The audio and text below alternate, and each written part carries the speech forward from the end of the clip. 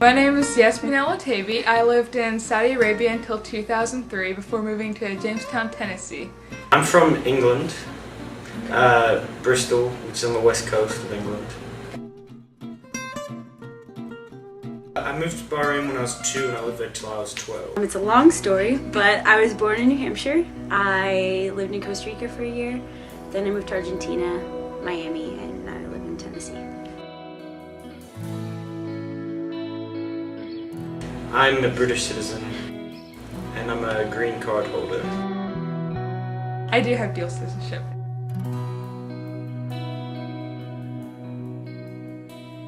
Being a good patriot, I guess, in Argentina is very strongly linked to the family tie, and it has a lot also to do with national pride, as it does everywhere, same as here, and a lot to do with soccer. You have to be a soccer fan.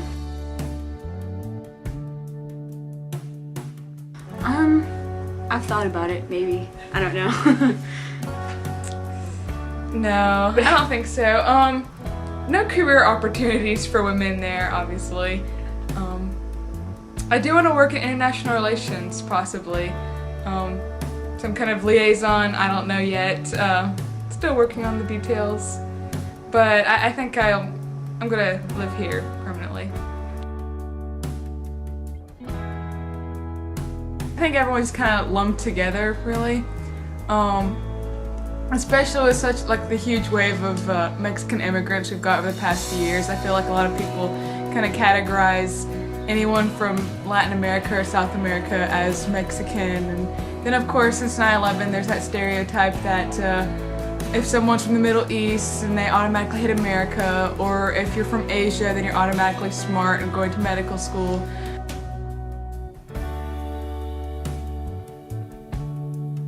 Everyone's different. I know there's different schools of thought, but I think that people do kind of lump them together, and I think that different countries have different scenarios, kind of, and why they come to this country is an important factor in immigration. I don't think it's looked at very often.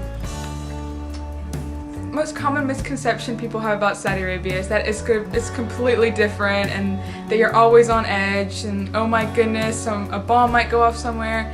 And while those things are, I guess, actual fears, it's just, you just go about your daily life, really. Honestly, my daily routine over there is not too much different than it is over here. Granted, when I go back over there, it's during the summer, so I'm not in school. But my actual day-to-day life isn't really that much different. Bahrain was 50% English or American, so it was nice. Some things are surprisingly similar. One of the things that's more valued in Argentina than here is family life. I think that's true of any Latin American country, but family's a lot more valued, closeness. Usually it's pretty normal for 3 generations to live in the same house. And family is always the #1 priority for everyone, which is true in the US too, but it's very, very strong in Argentina. So we had people from all over the world living there, so it wasn't like living in the middle of the desert or anything. Voting is a lot more important to the American public than it is to the Argentine. Well, obviously, because Saudi Arabia is an absolute monarchy, there is no voting. The king is the king. If he dies, then the crown prince steps in. So there is no voting. We don't have any elections. I know that in the news that there was supposed to be some kind of, I guess the Saudi equivalent of mayor, some kind of elections like that. I don't think those were ever really put in place, or they weren't when I was there. I know they're always talking about it, but even if it was put in place, it'd probably just be, that prince saying that he was running, and then he wouldn't get that office.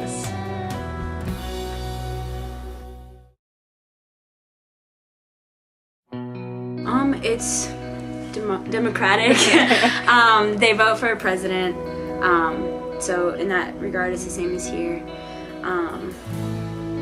But it's not quite, it's better on paper than it actually works out, usually. In my opinion, I think that if the leader is more Islamic, they're seen as more legitimate. And if there were, by some chance, elections that people would vote along those lines.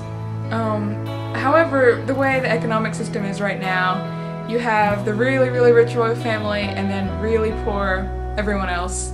And I think if they just said elections tomorrow, people would vote for whoever they thought was going to kind of pull them out of poverty. But if election system was established gradually and then like over time, I think it would kind of go back to voting along religious lines. Usually it has to do with the economy, especially since it's been in such a decline for the past several years. That's usually the main issue. And they are really big on their political history. So anyone that goes back to the Peronian era is usually a good candidate for a lot of people, interestingly enough. Like even the king, he doesn't call himself just King Abdullah, he calls himself King Abdullah, custodian of the two holy mosques, which kind of, I guess, adds this air of legitimacy to him. A lot of the time I was living in the Middle East with my parents, and my stepdad's the American, so he's the one with the passport. And when he married my mother, we had the rights to become residents, like green card holders. I was young, so I don't remember everything, but I just remember it was an expensive process, a lot of hassle. We had to get physicals, and we had to go to the embassy and get interviewed and say the Pledge of Allegiance, and we were asked strange questions about like my stepdad's family, and I'm pretty sure they were checking that he wasn't lying about anything, those arranged marriages.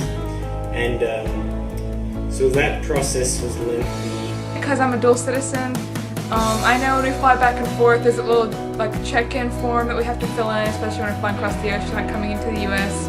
Basically, one of those little standard customs forms, like what are you bringing with you, where are you coming from, how long were you there. But other than that, it's really not any more than what would be for any other U.S. citizen. And then when I was in America, I had problems with my not having a fingerprint on my green card. I'm not going to get into this because it'll take too long. But it ended up we had to drive 6 hours to Memphis so we could get a fingerprint on my green card, which wasn't very fun. But needless to say, I still have my green card. So.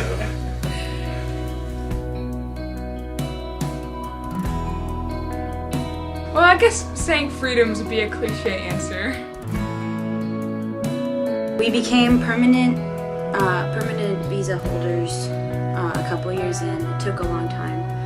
You have to file a lot of paperwork and all that. If you wanted to become citizens, it was even longer, but we decided to just be permanent visitors. With our visas, we can stay there however long we want. It's almost like citizenship. I don't see the points of citizenship, which is why I don't have American citizenship. So, I think being an American citizen would have more benefits than being a citizen of Bahrain, just because of the security of being an American citizen. But overall, like, I'm not an American citizen, and so that might explain how I feel.